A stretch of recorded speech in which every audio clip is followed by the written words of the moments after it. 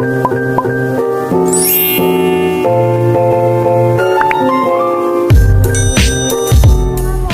warahmatullahi wabarakatuh. Perkenalkan, nama saya Ridawati Nurhidayah dari 1292. Di sini saya ingin menjelaskan mengenai menganalisis surat lamaran pada pekerjaan. Pengertian surat lamaran pekerjaan. Surat lamaran pekerjaan adalah surat yang berisi permohonan untuk bekerja di suatu lembaga.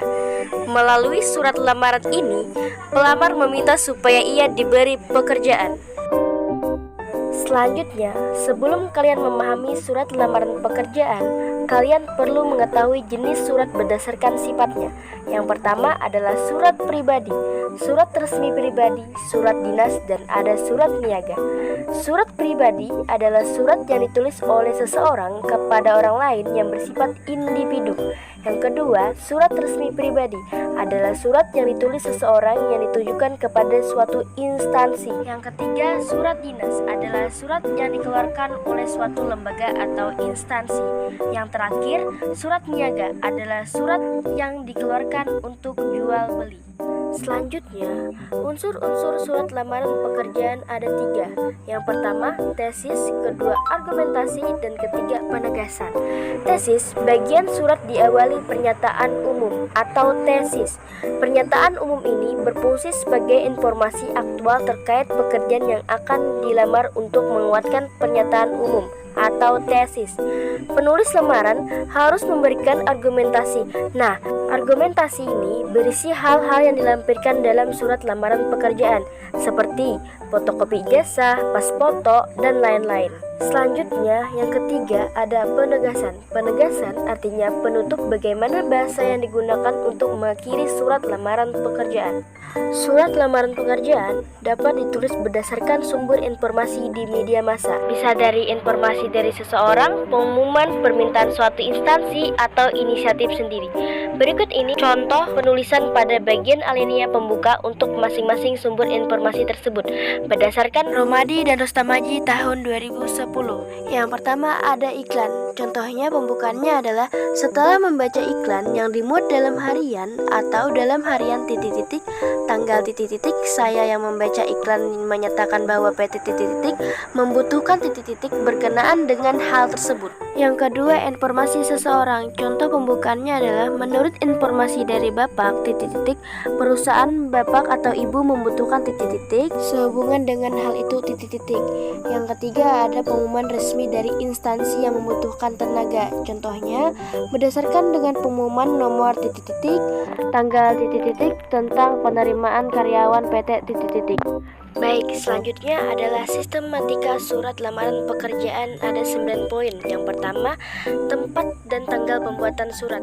Tempat dan tanggal pembuatan surat ditempatkan di pojok kanan atas tanpa titik di akhir karena bukan merupakan kalimat. Yang kedua, lampiran dan hal. Kata lampiran dan hal tidak disingkat seperti LAMP. Angka dalam kolom lampiran ditulis menggunakan huruf. Yang ketiga, alamat surat. Alamat surat tidak menggunakan kepada karena itu salah. Alamat disarankan tidak lebih dari 3 baris. Jabatan tidak boleh menggunakan jenis kelamin seperti bapak atau ibu. Tulisan jalan tidak boleh disingkat. Tidak menggunakan titik di masing akhir barisnya. Selanjutnya yang keempat ada salam pembuka. Salam pembuka setelah kata dengan hormat digunakan tanda baca koma. Yang kelima ada alinea pembuka. Alinea pembuka sebaiknya menggunakan bahasa yang baik dan sopan agar para pihak atau instansi yang membacanya tidak tersinggung. Dalam alinea ini juga harus muncul pernyataan umum yang menggambarkan diri pelamar atau tesis. Yang keenam ada isi. Dalam isi terdapat hal berikut. Yang pertama ada identitas. Identitas berupa nama tempat, tanggal lahir, pendidikan akhir, dan alamat. Nama ditulis dengan menggunakan huruf awal yaitu kecil. Contohnya, nama Ulia Handayani. U ditulis kapital dan huruf H juga menggunakan huruf kapital. Selanjutnya, tempat tanggal lahir.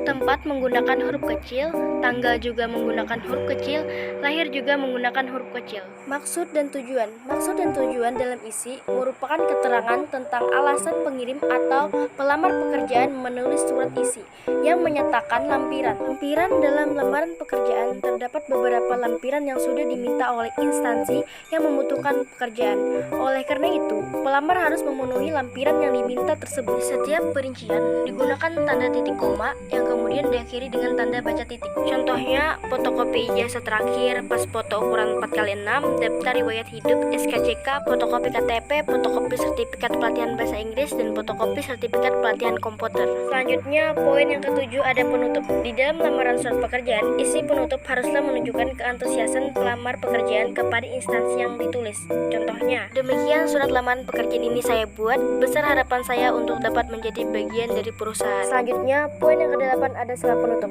Jika di awal ada salam pembuka, tentulah diakhiri salam penutup. Sebagai surat lamaran pekerjaan, salam penutup menjadi sangat penting. Salam penutup sebagai bentuk etika, sopan santun, dan penghormatan. Contohnya, hormat saya. Huruf H menggunakan kapital, sedangkan S menggunakan huruf kecil, lalu diberi tanda koma. Yang terakhir ada tanda tangan dan nama tarang. Tanda tangan dan nama tarang ini biasanya berada di pojok kanan bawah surat, baru nama lengkap. Contohnya, hormat saya, lalu di bawahnya ada tanda tangan dan nama si penulis surat lamaran pekerjaan.